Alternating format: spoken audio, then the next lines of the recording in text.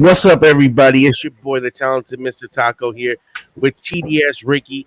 And what we're going to do today for you guys is a little mock draft. We have some mock draft madness going on over here at TDS. We're going to be doing drafts from all different draft spots in order to give you the strategies, the information, the player depth of knowledge that your guys are going to really need in order to perform at an optimal level in your leagues.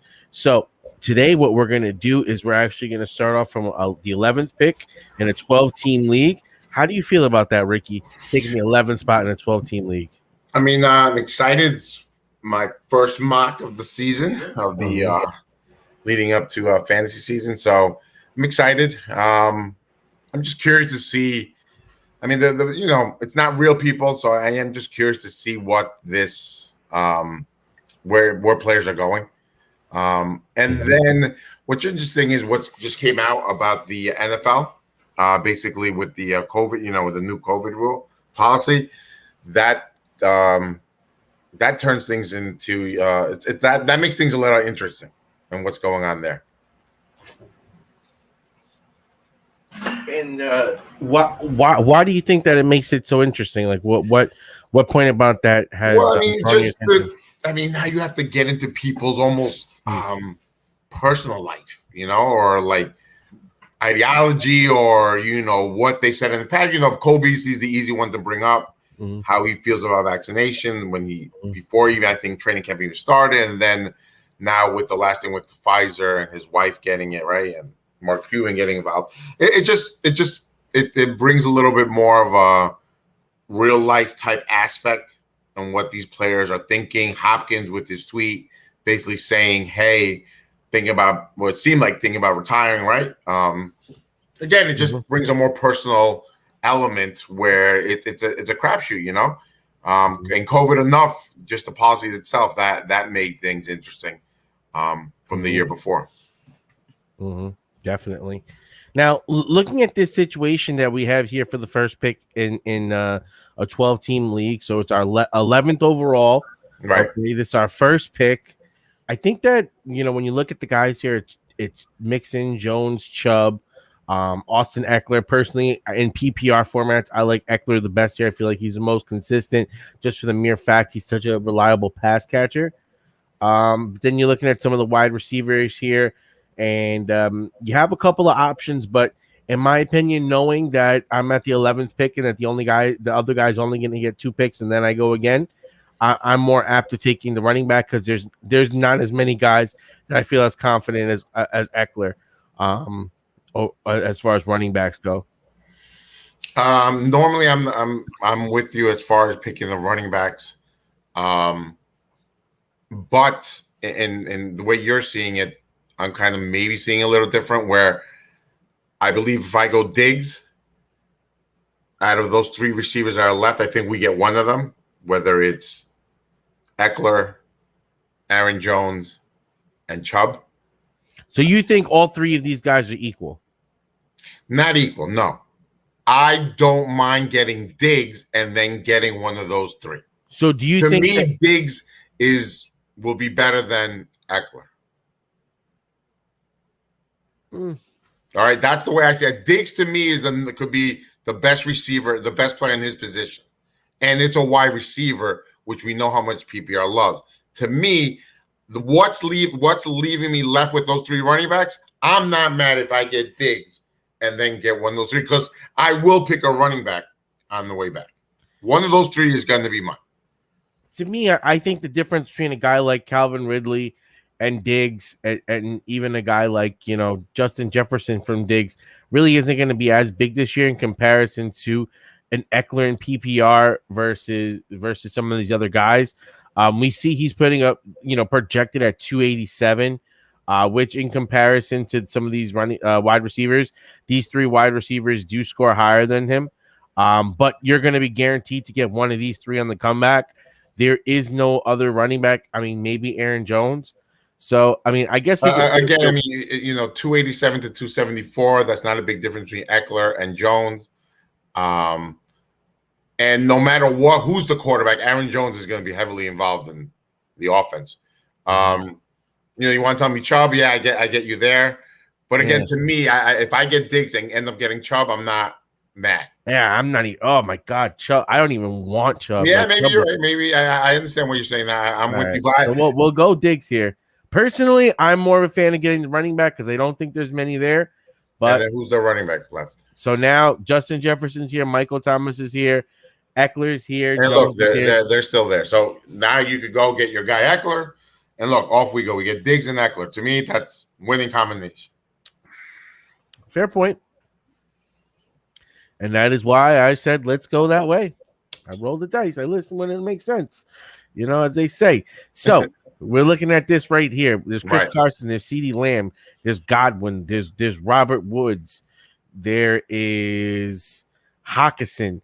In this point in the draft, it's a 12-team league. One, if I look at quarterback, I'm not looking at quarterback. Yeah, I'm not looking at quarterback. I'm not looking at quarterback. I'm with you. Looking at this the tight end spot. These guys, to me, they're a little bit high for taking him. Yes, I'm with you on that. When I see some of these other guys, and if the viewers they saw all the videos we talked about Pitts, people maybe over taking him at round 2. Well, I don't think they're taking him in round. I mean round 3, like this early, where I think I wouldn't go for Pitts right now. To me, right now, this screams some running back heat. Yes, I'm with you on this as well. I was looking at running backs the whole time. I'm really between like a Montgomery and I'm between a Chris Carson. I'm going Chris Carson just because of the contract. Montgomery, I mean, he did really well. Last season he had 265 points. He was the number 5 scoring running back, and they're talking about getting him 20 plus touches. Yeah, I don't know if that happened. Tariq Cohen scares me coming back. Tariq Cohen's not even fully healthy yet. Again, it depends on Tariq Cohen. And last season we saw what Montgomery did with the work. To me, Chris Carson, there's no one there. That's the only reason I like it. There's no depth. Like they're not going anywhere. They just signed him. He's the workhorse. Now, can he stay healthy? That's a different story. I'm with you on that. But no, and I'm intrigued by Montgomery because he did so well, and that kind of gets overlooked. But at the same time, is that what's going to happen again?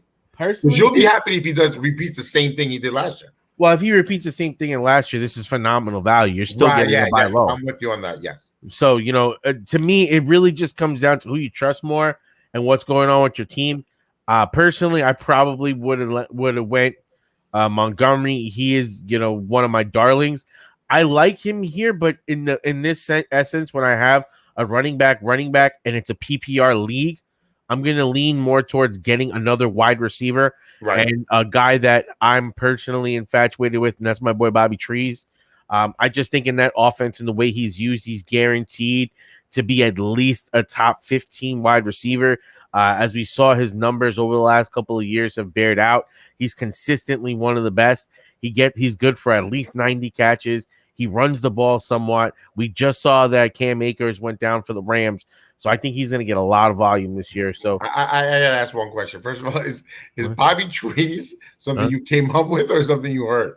No, yeah, that's one of his nicknames, bro. That's one of his nicknames. I didn't know that. I did not Robert know Bobby Wood. Trees.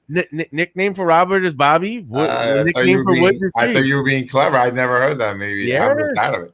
Yeah, I don't know the nickname game, but I'm with you. I'm going Robert Woods. I don't see any argument there. Yeah, and again, I like Montgomery, and Montgomery would have been the pick there had we not taken the running backs early. Now, it would have made sense if we would have flexed in a running back right there. That could have been nice too. Yeah, but just personally, I like the upside that Woods is bringing, and it just made a lot of sense. Now, when we go over here, Kyle Pitts being here, hell to the yeah, I'm with you on that. At this, if you're in draft and you see Kyle Pitts at this, I don't even want to look at who else is there. Yeah, I'm pulling the trigger there. I'm with you. That's a perfect spot to me. That's that's not overreaching to me, and actually get maybe even a bargain for him. I don't know if that happens. I'll be honest with you. In the non-computer world, right?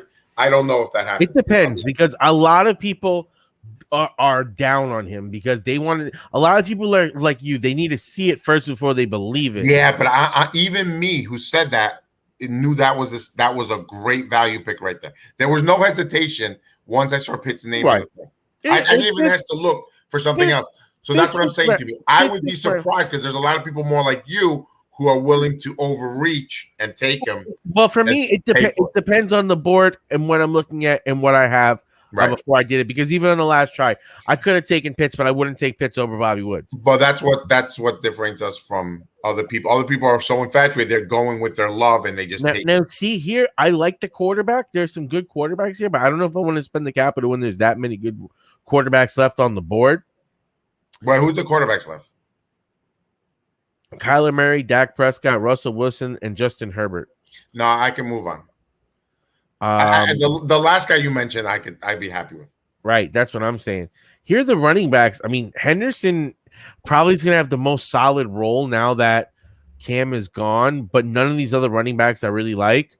Wide receivers, T. Higgins offers upside. Juju, he has his questions. Chark, questions.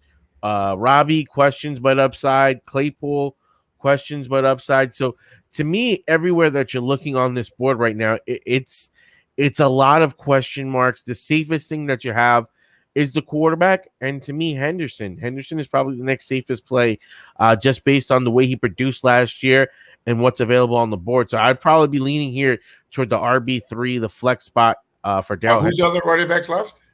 Kareem Hunt, ATN. I don't mind Henderson because you're right. I don't think they're trade. They'll get someone, but probably be some type of older run. You know what I mean? A veteran running back. Yeah, it's going to be a backup. It's not going to be. But I do say Hunt intrigues me more. Like intrigues me. I've been picking him. Chenault in the 7. Woof. Visca, baby, he's coming up. Yeah, he's coming up. But to me, I don't know. I like Henderson. I think he has really good upside, and that kind of secures us with two injury prone or backs that possibly could or at least dealt with injuries last year. Right. So it does secure us in that situation. Hunt, you have. I know it's a heavy running offense, but with Chubb there and just the way that whole thing breaks down, his upside is very capped in comparison to some of these other guys. I just think he's going to do well. And God forbid Chubb gets hurt. We don't injuries. But even last season when Chubb did go down, it wasn't like we were sitting there looking at an absolute monster. So, again, to me, at that point in time, I wanted the upside. I wanted someone that has the capability of going out there and being a true bona fide number one without competing with anyone. Like his upside is higher than than a Hunt because Hunt has Chubb. Like it's like if Chubb gets hurt, whereas this guy's like, well, if he does, Henderson is the man. Can he be the man? Is the problem. Now here's where it's intriguing to me. I look at Dallas Goddard and I see him as a great value here. He's the ECR 74. This is pick 83. I look at the wide receivers and some of these guys they're good, not great. I don't need any of them. I don't need. I like Brown. I like Brown, but I feel like that's a reach. We can maybe get him. I put it this way: if we don't, from what I'm seeing, wide receiver, tight ends, the tight ends go before the wide receivers. Yep, and Chase Edmonds is good, not great. Maybe quarterback would be something here. Russell Wilson, Aaron Rodgers. Well, I think that said it. Well, I do like Tannehill, so I'd be willing to wait for either Wilson or Tannehill, seeing what happens on the comeback and taking a tight end here, having the flex position. I'm just worried about that. The quarterback, that Wilson won't be there. I don't mind. Well, this is 7-11. Remember, this guy's not going to take two quarterbacks. Oh yeah, that's right. And that's another key to when you're drafting is you have to understand where you are. We have 7-11, so that means this guy's going to have two picks, and then it's back us. So he might take a tight end or take a second tight end versus taking two quarterbacks. It's Russell Wilson.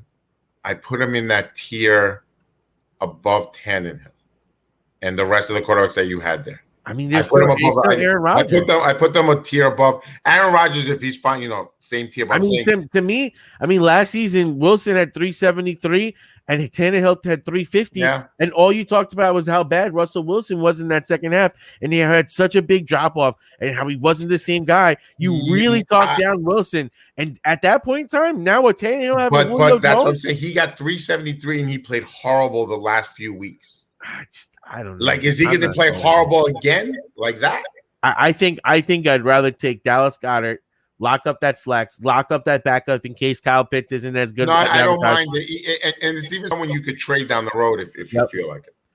I think it's just a solid solid selection. And then boom, when you go back to quarterback, Who we got? Russell Wilson's still there, Tannehill's still there. We could wait another round for it, but I'm thinking right here. Yeah, I'm going with Wilson there too. I don't think he comes back to us. It would be interesting to see if he did, but I don't think he does come back to us. Yep, there goes Aaron Rodgers. Yeah. Or maybe he does come back to us. Oh, maybe people bring defenses. Jesus Christ. Yep. Let's see here. At this point in time, I think that probably go wide receiver upside. I think Williams has I like Williams. Good upside here. I think it just makes the most sense. Just locking in. I'm with you. I like Mike Williams. I think as long as he stays healthy, we can have a stud there. And the beautiful thing is he could flex in even if, let's just say, Pitts is bad and Goddard has to take over. Or, God forbid, Goddard's not that great. You put him in. He covers you for all your wide receivers in case they get hurt. If he's better than Henderson, that's an easy flip in. So I like that move all around. Here, you're looking at Moss, Drake, Tunyon, Higbee. We don't need any more tight ends at this point in time.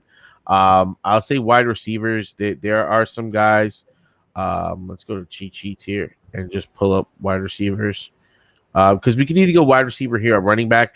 I do like the upside of a guy like Mooney.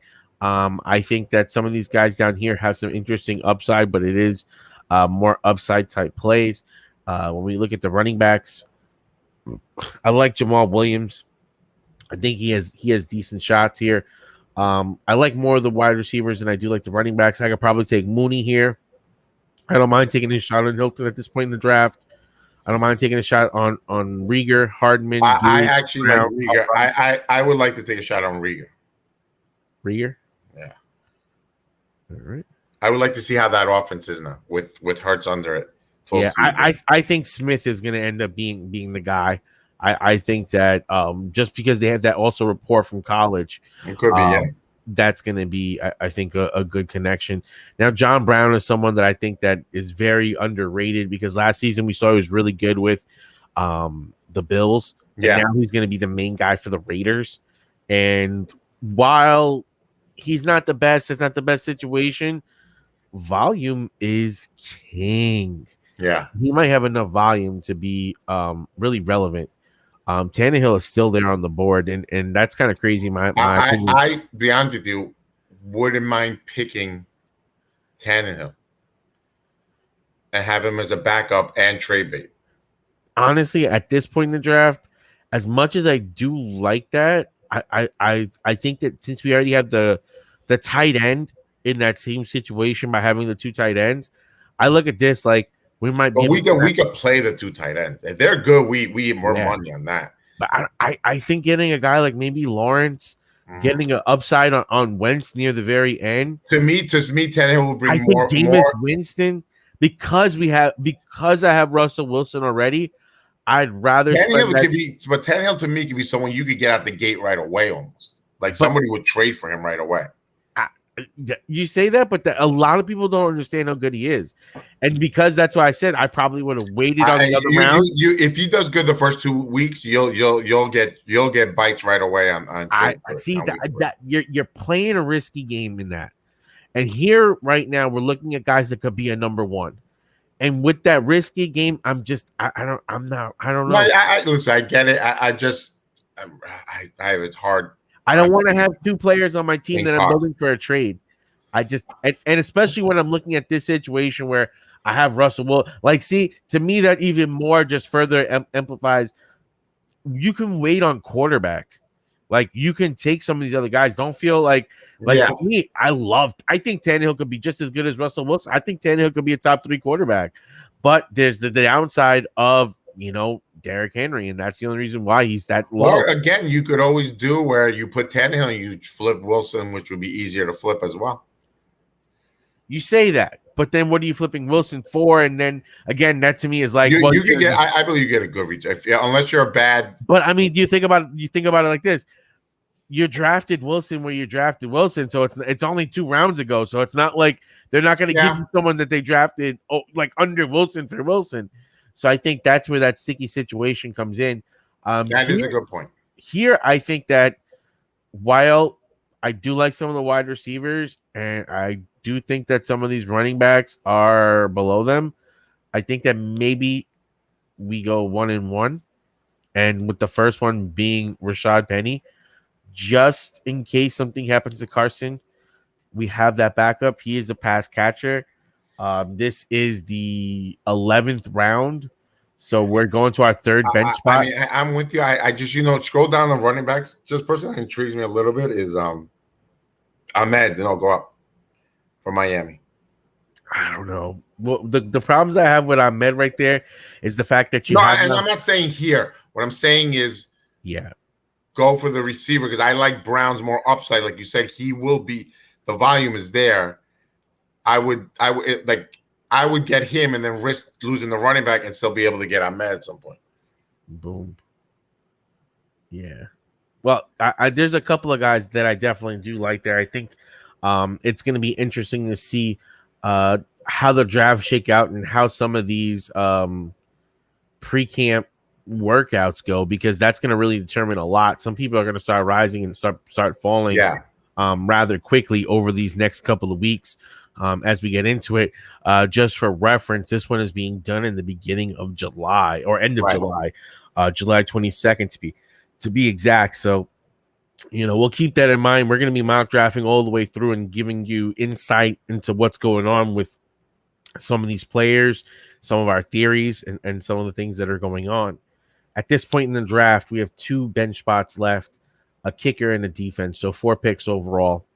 When we're looking at the board, there's a couple of the quarterbacks that we spoke of, wide receivers that we see here. Aguilar is there. I don't really trust that. Bateman, don't really trust that. It's tough. We're running thin on receivers. Running thin on receivers here. Running backs, let's take a look. There is Salvin Ahmed there. It's an interesting situation with him because there is now also Malcolm Brown.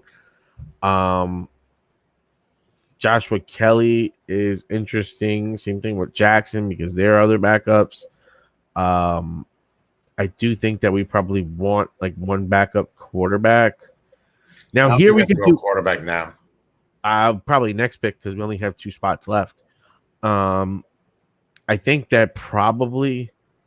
Well, I like kickers. I don't dismiss kickers. I probably wouldn't take a kicker here, to be honest with you, because I'd rather spend this on. Well, who's kicking left? Who's the left? Who's the kickers that are left? Everyone. I mean, to me, I probably would.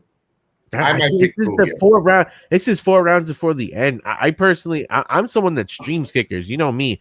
I'd much rather just pick up a kicker versus a good matchup and play my. Yeah, that doesn't work. To me, I've done good with that consistently.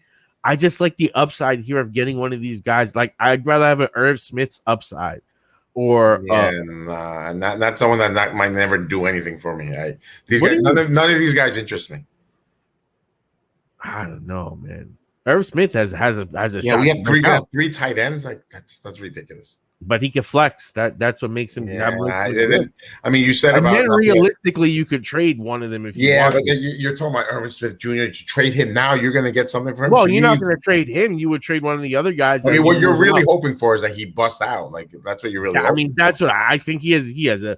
That's what I'm saying. I'd rather take a shot at a player right here and wait for.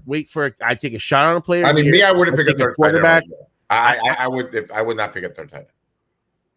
That's me. I see no point to that at all. Then you were saying that we picked horrible on the first 2 tight ends. Like I don't know. No, that's called you have depth. You see it. Yeah, we're not a real team here. We're not a real team. We don't need that much depth in tight end. I don't know what you're talking about, but that's up to you. That's your choice. Me personally, I would not draft 3 tight ends. Fucking steal! Shut the fuck up! Yeah, I would. Dude, it was just value right there, bro. It's like. I get what you're saying. I get at that point in the draft, I just don't. I've never drafted 3 tight ends. Irv Smith's upside is ridiculous. We should have never drafted Goddard then. If that's just we could have waited this whole time if that's what you thought. And we could have got someone better maybe than Goddard. He is never. The thing is, he's never around this late. If a guy has such value like that, like that's why he's a steal. It's because it's like this guy was supposed to be gone a long time ago. He's still here. It's like. I would normally not look for 3 tight ends. Third tight end, I'm not doing. Good. A tight end, Steve, a third tight end, I'm not doing. I'd rather pick a backup quarterback against him. He's ranked at 115 and he went at 155. That's a steal. That's value. Yeah. And I just don't know if you're thinking about hard to trade Wilson or Tannehill. Who the hell are we gonna get if that guy's just all right? Like we're not gonna get anything. You're not trading Smith though. Smith is the guy that you draft on your team that you're gonna keep, and then what you do is you trade either Goddard or you trade Pitts. And you think you thought it was hard to trade Wilson. I don't know. I don't know. To me, it's a wasted pick. But I mean, he can flex though. You act like he can't play. He can flex. He can be a flex. Yeah. And look, fucking the number 2 kicker is still there. Like that's what I'm saying. Well, I mean, Butler really wasn't good last year, so that's why he didn't get. He wasn't that great. He didn't get volume. He hit everything he made, but he wasn't that good. I mean, he worked. It's like to me, Koo would have been better there because to me, Koo was a sure thing. Like he did not miss. That was certain by him. Like Koo, he did not miss anything. He was 8 for 8 for all 50, and he's still going to play in the dome. To me, Koo made a lot of sense. Koo won me games last year. That's how much he was. To me, is better than picking Jonnu Smith, who you're hoping to trade or do well. I don't see much of a difference between a Bucker or even a Zerline and a Koo. I really don't. There was a big difference. Koo was one of the top fantasy point providers. What are you talking about? Some of these guys. You're talking about Butler wasn't that good. We just saw where you read. He wasn't as good as he was. He don't value. They don't kick as much. You're saying that. You're not giving me numbers. I need specific numbers for you to say that. Look at his numbers. He made, I think, 450 yards, 350 yards before we didn't. He was on point as not missing. He just didn't get the volume. If you watch KC games, you would see they never kicked the ball, Steve. What are you talking about? I don't have to show you numbers. You have to watch. Sometimes you just got to watch the game. No, I'm sorry. What you're saying right now is some Fox News shit. You want to say something? Bring up the numbers. If you watch the games, Butler did not get the volume that he got before. It just was not happening. Last season totals.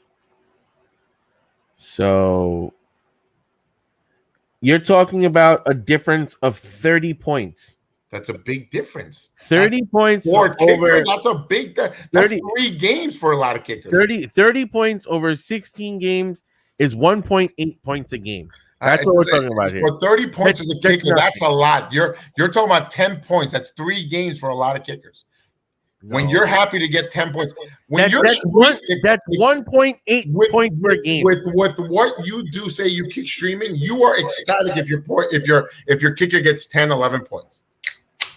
Steve, that's what you're looking when you stream every week for a kicker. You were ecstatic with 10 or 11 points. And again, and that is the difference of that. That's 3 game difference. Those win you games. Like I said, Koo won me games. But Koo wasn't even the number 1 kicker. Sanders scored more than him, and he's on the board. So what are we talking about? Sanders outscored him. And either one of those 2 would have been better than Jonnu Smith. Any one of those 2 would have been better. But he's still there. That's what the point is. The dude was a steal at that point in the draft, and you have a kicker that scored better than the guy that you're talking about, still available right here in the final pick. Again, to me, I just wouldn't risk it. We're to play with the machine. I'm telling you, I wouldn't risk it for Jonnu Smith, who again, you're hoping hits. And then you trade one of your other tight ends. At that point in the draft, it was a again, steal. Steve, I get it, but what you're hoping is, again, and that C- a lot to do with the three tight ends. What you're saying though is you're hoping. So you think Irv Smith is the reason why this whole thing went down? Because if we would have took the kicker early, it would have changed everything. Because you were good everywhere, but until we took Irv Smith, that's when. See, I don't agree with this shit at all. The computer lost its mind when. Well, you know what? I don't think the computer's factored in the Darrell Henderson boost here. Because he's supposed to have all these people when we were talking out there while watching us. Listen, we're joking. Look, the grades you could go buy it, but it's just it's a computer. It's not. Yeah. And again, there's no human element to it sometimes, and that you miss. No, but when you look at some of the scoring here, let's see here. Just I am interested to see what the other teams picked. Mm-hmm. So who's ranked number one? Who's the number one team?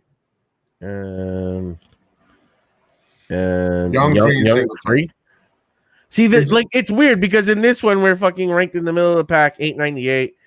This one we're at the bottom. They have so many things for so like But what it's was the just weird first one? Oh, starters, bench, starters. Our starters are good. and Our overall. overall is bad. And the other thing that this doesn't account for is for breakouts. It's everything based on their analysis. Well, again, Which is it just all misses that human computer. element. Yes, I'm with you on that. Well, not human element.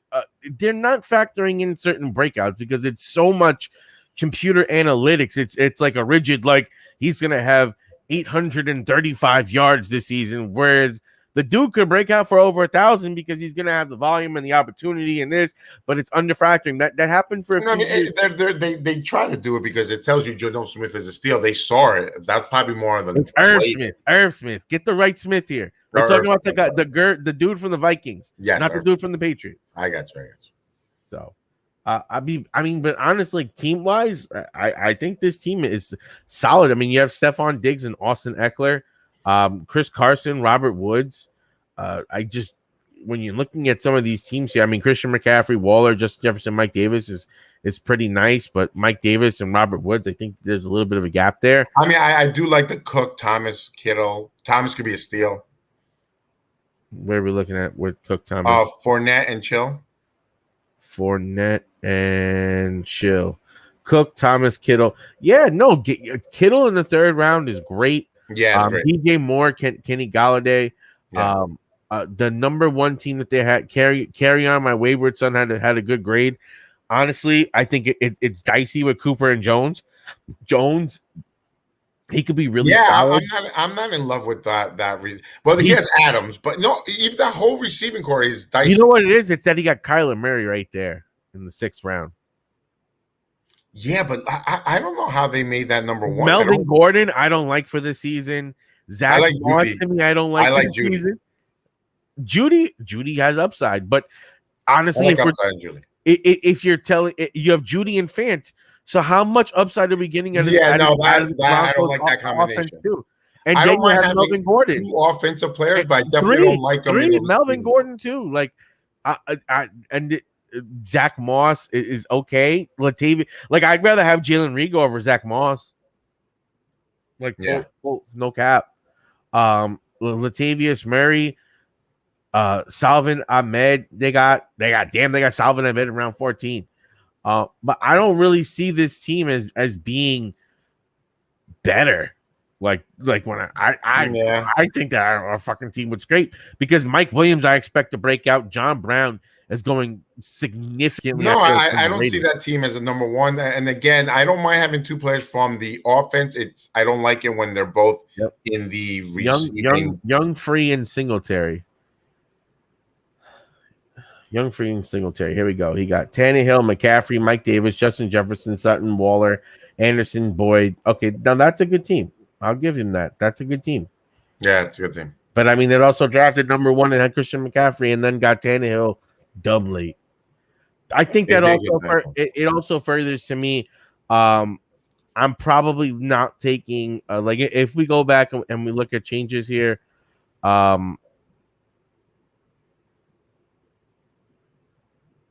Okay, you could argue the first 5 picks are great. Round 6, probably take maybe Kyler Murray over Henderson, or I just fade quarterback all the way down here so I can get Tannehill, because Tannehill here in the same round that you would have got John Brown is a fucking steal. Matt Stafford around there is a steal. To me, I like this hanging fruit on the quarterback, and I probably instead here take another like running back or wide receiver. Thing is, I wasn't in love with any of these guys really. Gordon, Samuel, Debo. I don't like Gordon at all, but I don't like Gordon at all either. Ronald Jones is interesting. Brown is interesting. That I think that would have been one play that we could have made that would have been different. I also think that they're probably a little bit lower on Mike Williams than we are on Mike Williams, because I think we're both thinking that this guy could possibly be in a top 30. I would say wide receiver. I do so though. I don't think people are high on Mike Williams because they think he's the injury. Yep, and then maybe the other thing here is with the Goddard pick. Although I just couldn't justify taking like a Visca, although Visca could blow up. Visca is a blow up candidate. Yeah. I just see him going in the 7th is a lot higher than I've seen so far. So that's going to be one thing with our mock drafts because we'll have them going throughout the season. We'll be able to start noticing who's moving up the board, who's moving down the board, and where that value is starting to come in. Ricky, do you have anything to say about the mock draft or anything that you're thinking about on this? No. I thought it was fun. I think it was interesting to see first time me doing a mock, just kind of where my mind is at. After reading all the things and just seeing things and even doing our own rankings, just to see where I have guys ranked. Should know I had him ranked higher, I think, than you, but I see that he's going sick. He's going sooner than I thought, I believe. And you know what it is? I'm not going to lie with Chenault. I wanted to see it before I believe it. It was kind of hard for me to make that move because there's a lot of guys there around it. But I'm not going to lie. In the big tournament for charity, the Scott Fishbowl, I have this guy. I picked him up in like the 9th round. So he's someone that I got late that I think definitely is going to exceed people's expectations. I have him ranked high. I like him. Yeah, me too. All right. With that being said, we are out of here. Hope everyone has a good time drafting. If you have any questions about your teams, about strategy, feel free to come by and drop some questions. You could check us out at the Daily Sporting on Facebook. You could check us out at TDS Ricky, TDS Taco on Twitter and on Instagram. You could check out the Daily Sporting on Instagram and TDS Blitz on Instagram. Both those are going to be very focused. TDS Blitz is heavily focused just on football. So we're growing that bad boy up. People are coming by for our football content, and we're going to be doing a lot with that. So until next time, everyone, I'm Taco. That is Ricky. We are out. Peace. Hey, David and Taco, they bring the heat. All about UFC, way more than a fantasy. Let's see who going toe to toe. Throw down on the mat. Check the replay, run it back. We gotta check the stats. Hey, do this every day. We ain't come to play. This is sports talk, and we love talking MMA. Everything fantasy sports. Dopest show that I know. With Electric Dave and talented Mr. Taco. Let's go.